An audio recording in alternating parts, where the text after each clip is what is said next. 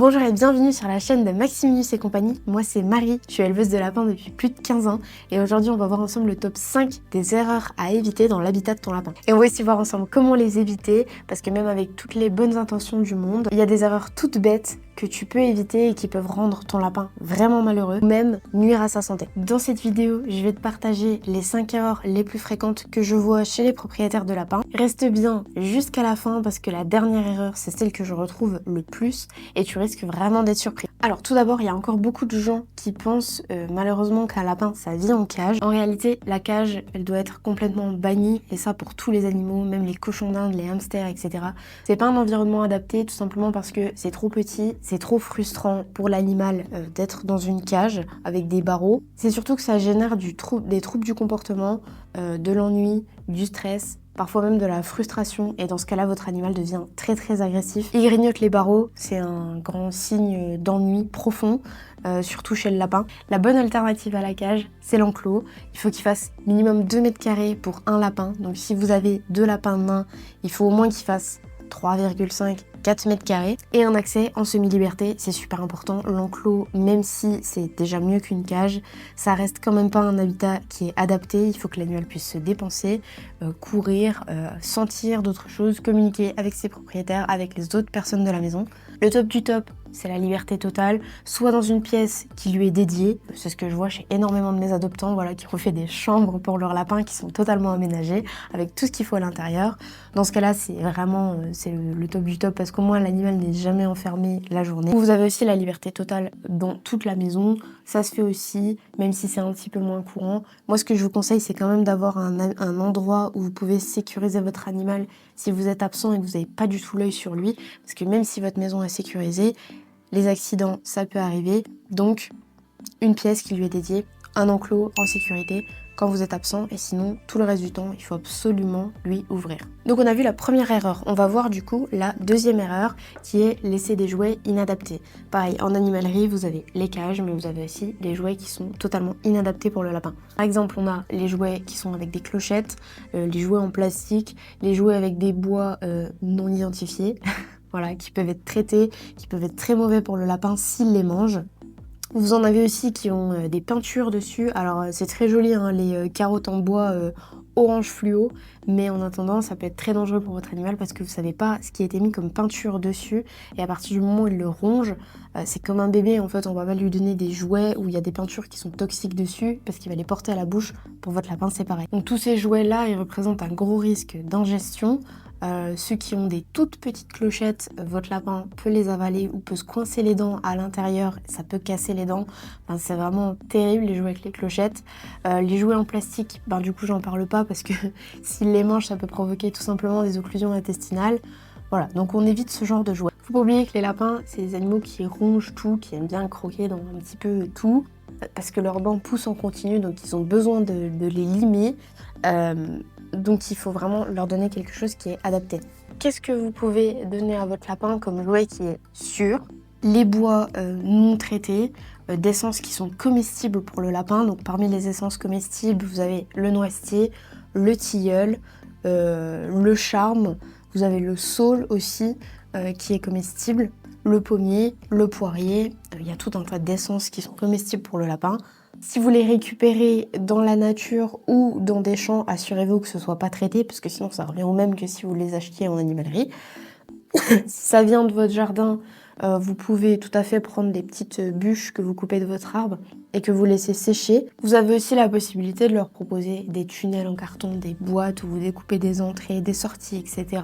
Ça, les lapins aiment beaucoup. Par contre, veillez à ce qu'ils n'en ingèrent pas trop, parce que le carton, ça reste quand même pas très bon à manger. Vous avez aussi des petits, je sais pas si on peut appeler ça des jouets, on va dire que c'est des compléments, des trucs d'occupation. Vous avez des petites boules de foin compressées. C'est vraiment très dur, c'est presque du bois. Ça, les lapins, ils adorent parce que ça leur permet de manger, vu que c'est du foin. Et en plus, ça leur lime les dents et vu que c'est dur, ça les occupe quand même un petit moment. Vous avez aussi les boules distributrices. Donc ça, c'est des petites boules en fait que vous remplissez avec des granulés ou des friandises, peu importe ce que c'est comme friandises. Ça, c'est le genre de jouet que je vous conseillerais de quand même pas lui laisser en permanence quand vous n'avez pas l'œil dessus, parce que bien souvent, ces boules-là sont faites en plastique. Donc, il faut éviter qu'il l'ingère. mais souvent elles sont faites pour que en fait ça distribue au fur et à mesure l'aliment et donc le lapin se contente de manger ce qui sort de la boule. Mais le laissez quand même pas apporter de manière perpétuelle. Vous pouvez aussi, dans certains cas, faire vos jouets vous-même, par exemple avec des rouleaux de papier toilette. Je sais que j'ai des adoptants qui le font, en fait, qui font des petits bricolages en fait à la maison et qui mettent du foin à l'intérieur ou qui referment en fait le rouleau pour mettre une petite friandise ou ce genre de choses. Ça peut amuser beaucoup le lapin. S'il mange pas le carton, c'est ok. Donc voilà, vous pouvez faire ça aussi chez vous. La troisième erreur, c'est ne pas placer le foin au-dessus de la litière. Pourquoi? Parce que les lapins mangent généralement en même temps qu'ils font leurs besoins, voilà, ils font tout au même endroit. Donc si vous placez votre foin d'un côté et que vous placez votre atelier de l'autre, vous avez de grandes chances que votre lapin ne soit pas propre, parce qu'il va mettre des crottes sur tout le chemin, voire même partout. Il va pas souvent aller à la litière, alors que si vous mettez bien le bac et le foin au-dessus, vous avez plein de sortes. Vous avez soit des râteliers qui sont tout près, où vous avez un bloc avec la litière et un bloc où vous pouvez remplir le foin à l'intérieur. Soit vous avez aussi des petits pochons en tissu, je sais pas du tout comment ça s'appelle. Je pense que c'est des râteliers aussi en tissu. Vous avez des petites ouvertures, alors ça c'est bien pour les lapins qui sont pas trop nerveux et qui vont pas gratter ou déchirer le sac. Je sais que ça marche bien aussi. Donc voilà, si vous faites comme ça permettra à votre lapin d'être plus rapidement propre, s'il ne l'est pas encore, et puis vous gagnerez du temps et de la propreté. La quatrième erreur, c'est d'avoir un sol qui est trop glissant pour le lapin. Si votre sol est lisse et que votre animal n'arrive pas du tout à se tenir, voilà, qu'il a les pattes qui glissent perpétuellement, qu'il n'arrive pas à se tenir correctement, comme lui par exemple, c'est la bonne posture. Ça peut être dangereux parce que le lapin glisse, il s'étire, il peut se blesser, il peut se luxer l'épaule, la patte, il peut se casser même quelque chose. Donc ce que je vous conseille, surtout quand c'est un lapro, parce que généralement les lapros sont habitués à être dans un nid pendant relativement longtemps. Du coup, ils ont encore leurs petites pattes qui sont toutes fragiles, même à 2 mois, 2 mois et demi quand ils arrivent chez vous. Du coup, je vous conseille d'installer soit des petits plaids, soit des tapis antidérapants, soit des tapis de chanvre aussi. Vous pouvez tout à fait mettre ce genre de tapis qui va en même temps occuper le lapin puisqu'il va du coup les grignoter. Vous pouvez aussi mettre de la moquette fine que vous pouvez laver. En fait, ça va dépendre de ce que vous voulez dans votre intérieur. Si vous voulez que ce soit quelque chose de joli et pratique, ou si vous voulez juste quelque chose de pratique et tant pis pour la déco. Ça permet au lapin, même s'il est habitué au sol qui glisse, donc carrelage, etc., d'avoir une zone de repos et une zone molletonnée, sympa quoi. Comme lui, là, il a sa petite serviette, du coup, il aime beaucoup. Donc c'est vraiment important, même si votre animal ne glisse pas, de lui proposer quelque chose qui change un petit peu, parce que les lapins, c'est des animaux qui aiment avoir différentes textures sous les pattes, parce qu'encore une fois, les lapins qui vivent dans la nature sont confrontés au sable, à la terre, à l'herbe, à tout ce genre de choses. Plus vous allez stimuler votre animal, plus il va être bien dans sa tête. On arrive du coup à la dernière erreur, c'est choisir une litière trop petite. Voilà, encore une fois, en animalerie. Vous trouvez donc des jouets qui ne sont pas adaptés, vous trouvez des cages et vous trouvez aussi des litières pour les lapins. Pourquoi je dis que les litières pour les lapins en animalerie sont pas adaptées? Parce que bien généralement, on vous propose les petites litières d'angle qui sont de cette taille, voire à peine plus grand. Et le fait d'avoir un angle, c'est pas du tout pratique pour le lapin parce qu'il peut se mettre que dans un sens pour être dans sa litière. Il a vraiment pas assez de place. Vous avez donc le risque du coup qu'il soit pas propre, qu'il soit pas confortable. Donc en fait, il fera jamais ses besoins à l'intérieur. Ça n'a vraiment aucune utilité. Vous pouvez donc prendre des petits bacs rectangulaires, carrés, peu importe. Mais là, pareil, il faut faire attention à la taille parce que si vous avez un animal, même un lapin nain, si vous prenez une litière qui est toute petite, il rentrera jamais dedans, ça va pas lui plaire non plus.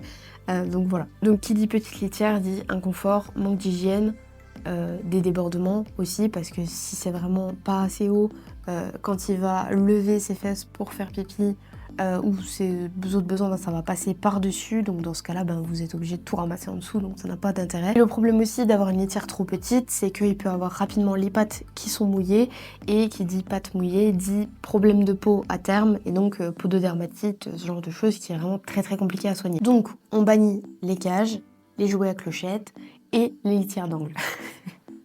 Voilà, parce qu'elles permettent pas encore une fois de se mouvoir correctement, donc c'est pas du tout adapté. On prévoit au moins 40 par 30 cm pour un lapin nain, donc un petit peu comme Minus. Vous avez des lapins qui sont plus petits, mais voilà, prévoyez au moins 40 par 30. Et pour un géant, prévoyez au moins 80 par 30.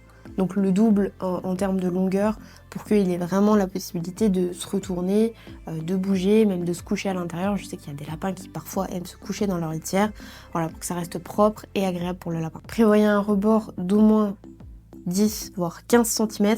Alors ça c'est suivant l'âge de votre lapin aussi, parce que si vous avez un lapro et que vous mettez un rebord trop haut, il risque de pas y aller. Voilà, vous connaissez maintenant les erreurs les plus fréquentes à éviter dans l'habitat de votre lapin et surtout comment les corriger pour qu'il vive dans un environnement sain et qu'il soit vraiment heureux, épanoui. Dis-moi en commentaire si tu as déjà commis une de ces erreurs, parce que ça arrive à tout le monde. Et partage aussi tes astuces si tu en as pour améliorer l'habitat de les lapins.